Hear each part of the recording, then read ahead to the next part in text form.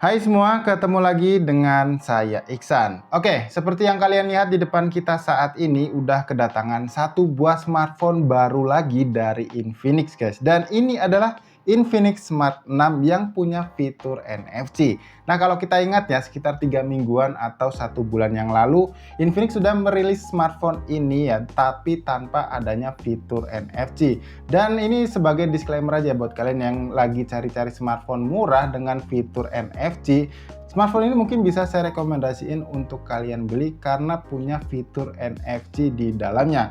Dan smartphone ini tuh kalau nggak salah dibanderol di harga 1,299 juta. Dan kalau misalkan kalian beli saat flash sale, kalian bisa dapetin harga lebih murah 90.000 menjadi 1.209.000-an. Dan menurut saya dengan harga segitu, dengan fitur NFC multi payment fungsionalnya ini, saya rasa smartphone ini cukup recommended untuk kalian beli. Dan buat kalian yang penasaran, ayo langsung aja kita lanjut ke video unboxingnya supaya bisa lebih detail lagi guys. Dan oke, kita lihat di bagian box depannya ini cuman ketulis Infinix Smart 6 NFC, dan di bagian ini biasanya adalah key selling point utama daripada smartphone ini ya guys ya, dimana di sini 6,6 inci HD plus. Saya rasa sih harusnya ini bukan key selling point utamanya ya guys ya.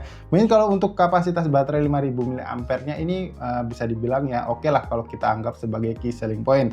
Oke, bagian atas ini cuman ketulis Infinix aja, di sebelah kiri Smart 6 NFC, di sebelah kanan juga sama aja Smart 6 NFC, dan di bagian bawah ini kita bisa lihat ya untuk varian warna yang kita ambil ini adalah varian warna yang polar black. Dan kita lanjut ke bagian belakang boxnya. Nah, di sini kalian bisa lihat ya ada beberapa key selling point yang ditulis di sini, dimana seperti yang kalian lihat di sini untuk ukuran layarnya 6,6 inci, resolusinya HD+, dan kemudian di sini 5000 mAh untuk kapasitas daya baterainya, kemudian ada fitur face unlock dan juga fingerprint scanner, kemudian resolusi kamera utamanya 8 megapiksel dengan setup dual kamera ya, berarti ini cuma ada 2 kamera aja guys.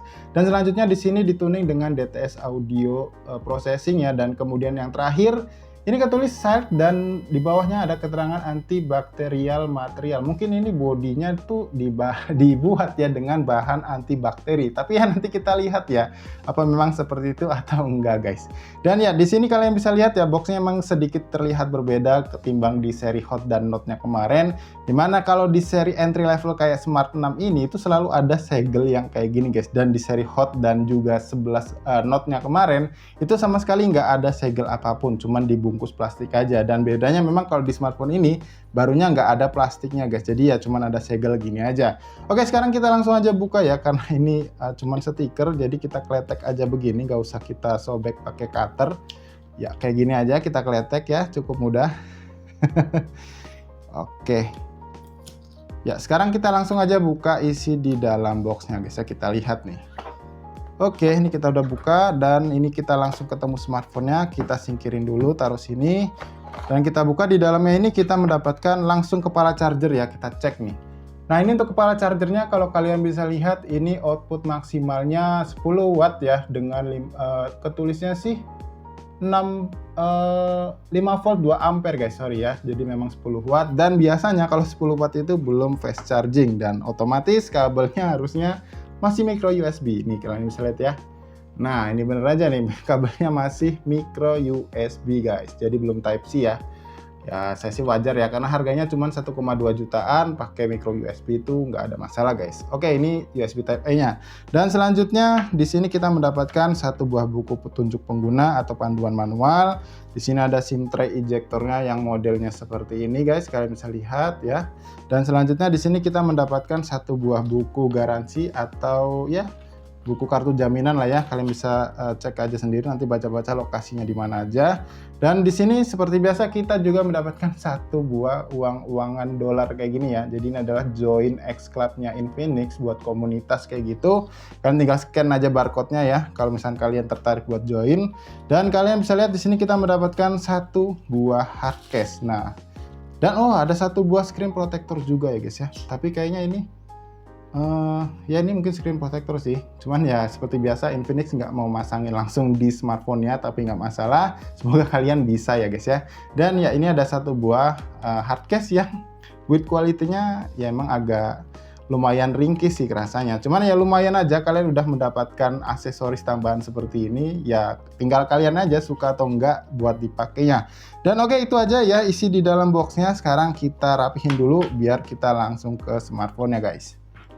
Ya, jadi ini dia guys smartphone Infinix Smart 6 NFC-nya, dan lagi-lagi di sini ketulis ada key selling point dari smartphone Infinix Smart 6 NFC-nya ini. Di sini ketulis 6,6 inci SD Plus dan desain layarnya juga ditulis water drop sunlight display ya.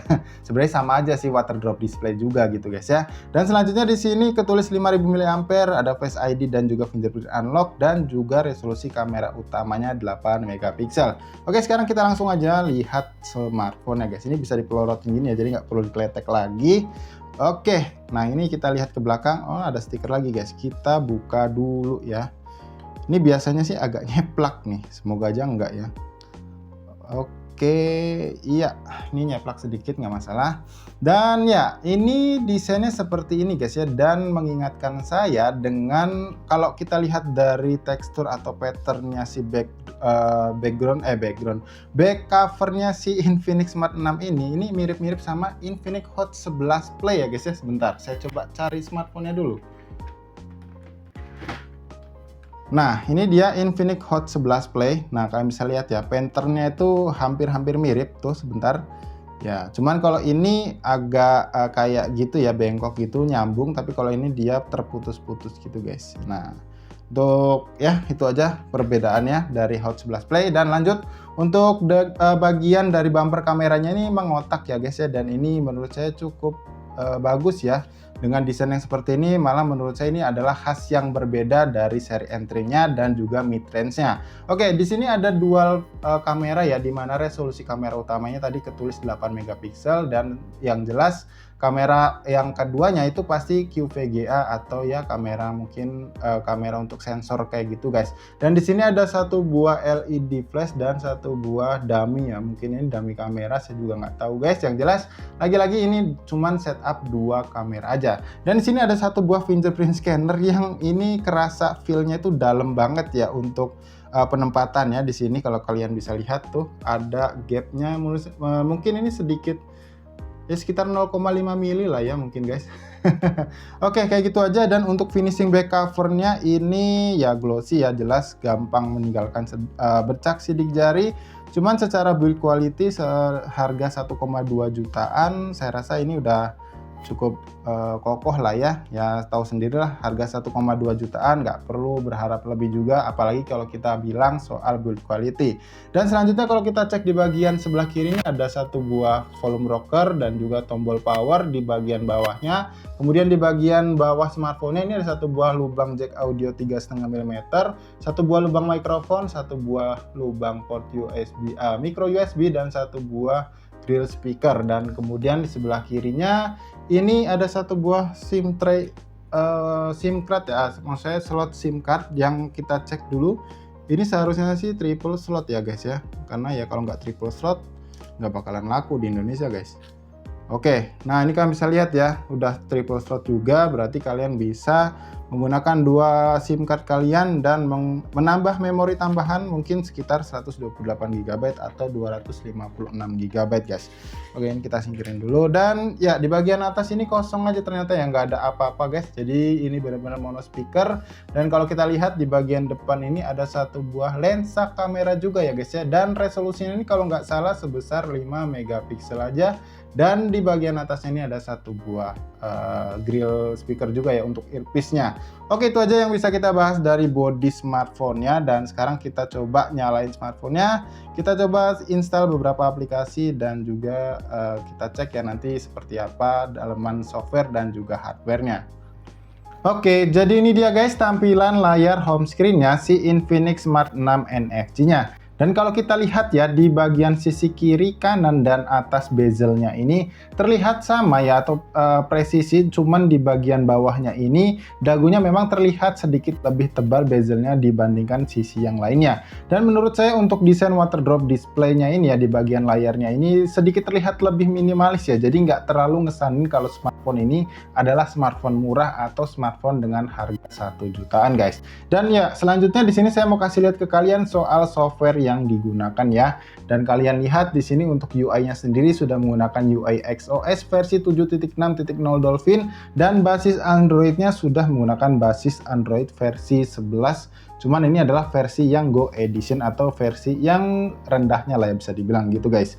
Oke, berikutnya sebelum kita lanjut untuk lihat di aplikasi AIDA 64, di sini saya mau kasih lihat ke kalian untuk kecepatan membaca face unlock dan juga fingerprint scannernya. Di sini saya coba untuk face unlocknya terlebih dahulu ya. Mungkin ini jaraknya sekitar ada setengah meter ya mungkin guys ke wajah saya, dan kita lihat. Oke, kita ulangin. Ya, dengan jarak sejauh ini ya terbilang masih cukup oke lah ya. Tapi ya memang kerasa juga nih guys delay-nya. Ya, dan sekarang saya coba untuk fingerprint scannernya. Oke, sekali lagi. Aduh, sorry. Ya. Oke, sekali lagi. Nah, memang kalau kita lihat ya, untuk membaca fingerprint scanner ini terlihat sedikit lebih baik ketimbang face unlock-nya tadi dengan jarak yang memang terbilang cukup jauh. Dan cuma dengan fitur yang ada untuk membuka layarnya ini saya rasa udah cukup banget ya guys ya, apalagi kalau kita ingat harganya ini cuma 1,2 jutaan loh guys, dan udah punya fitur NFC pastinya. Oke, sekarang saya mau kasih lihat ke kalian ya untuk beberapa hardware dari smartphone ini dengan aplikasi AIDA 64. Coba kita lihat di bagian sistem terlebih dahulu nih guys. Nah, kalau kalian bisa lihat ya, di sini untuk versi Bluetooth-nya memang masih menggunakan versi Bluetooth, maksudnya ya versi Bluetooth 4 ya, ya masih bisa dibilang ini versi Bluetooth yang tergolong jadul ya, karena yang sekarang itu udah paling baru adalah versi Bluetooth 5.2 guys. Cuman nggak masalah, ini juga udah tergolong cukup baik, apalagi lagi-lagi saya tekankan ke kalian kalau smartphone ini harganya cuma 1 jutaan aja.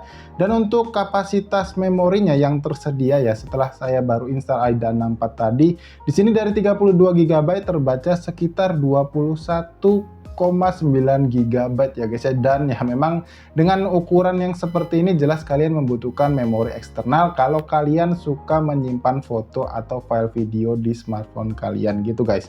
Dan yang berikut di sini saya mau kasih lihat ke kalian untuk chipset atau CPU yang dipakainya nih guys. Nah, untuk CPU-nya sendiri memang ini bukan seri dari MediaTek, apalagi Qualcomm kayak gitu ya guys ya, karena ini menggunakan UniSoC atau Unisoc, yaitu seri SC9863A ya guys ya, dengan struktur fabrikasinya 28 nanometer. Dan memang dengan chipset atau CPU seperti ini jelas kalau kalian beli smartphone ini berharap bisa dimainkan, bisa bermain game dengan nyaman, saya rasa kalian salah alamat ya guys ya. Tapi kalau misalkan kebutuhan kalian hanya sebagai menunjang pekerjaan atau usaha kalian, misal kalian driver ojol atau kalian admin online shop seperti itu, smartphone ini saya rasa masih cukup layak atau saya rekomendasikan buat kalian beli guys. Apalagi mengingat ya baterainya ini juga udah terbilang cukup lebar atau besar maksud saya guys, yaitu sebesar 5000 mAh yang pastinya bakalan nemenin kalian seharian guys. Jadi ya cukup awet kayak gitu. Oke, berikutnya di sini saya mau kasih lihat ke kalian ya beberapa sampel foto dan juga sampel video dari lensa kameranya smartphone Infinix Smart 6 NFC-nya nih guys. Dan kalian lihat sendiri hasilnya.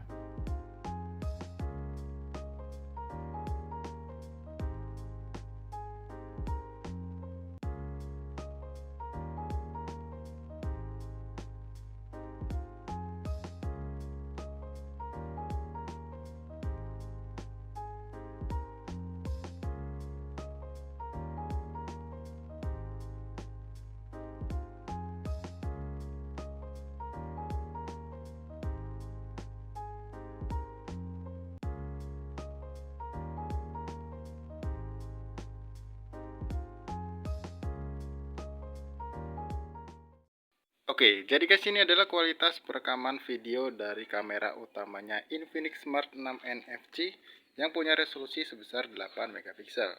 Nah, kalian bisa lihat sendiri ya. Dan secara kualitas ya memang ini nggak bisa dibandingkan dengan harga smartphone yang 2 jutaan ke atas ya guys ya. Cuman dengan resolusi 8 megapiksel dan kualitas warna dan juga gambar yang seperti ini, saya rasa ini udah cukup menunjang untuk penggunaan kalian sehari-hari, apalagi kalian seorang driver ojek online kayak gitu guys. Dan setelah ini saya bakal coba untuk hasil perekaman video kamera depannya yang punya resolusi sebesar 5 megapiksel guys.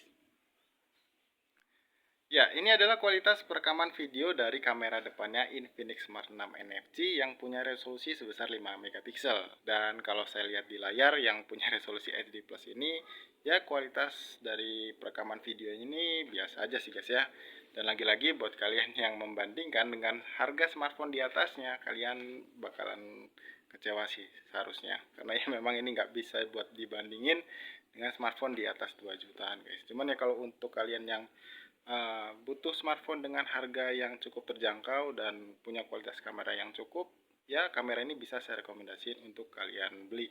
Dan untuk kualitas penangkapan suaranya seperti apa guys? Kalian bisa tulis di kolom komentar ya. Misalkan suaranya kecil atau suaranya cukup baik seperti itu.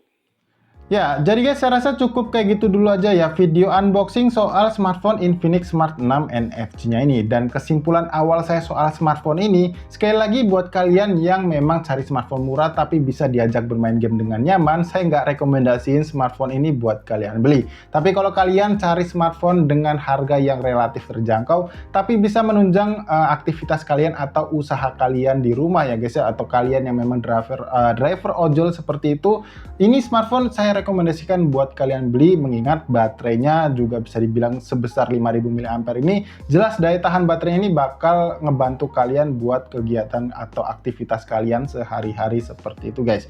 Dan oke, mungkin buat kalian yang tertarik buat beli smartphone ini, nanti linknya bakal saya cantumin di kolom deskripsi yang ada di bawah ini. Dan misalnya kalian masih punya pertanyaan soal smartphone ini, jangan sungkan buat tinggalkan pertanyaan kalian di kolom komentar yang ada di bawah ini guys. Dan seperti biasa, sebelum saya tutup videonya, buat kalian yang memang suka dengan video kali ini, jangan lupa klik tombol like-nya dan dislike aja video ini kalau kalian gak suka dengan videonya guys. Jadi sampai di sini saya Iksan pamit dan sampai bertemu lagi guys di video unboxing berikutnya.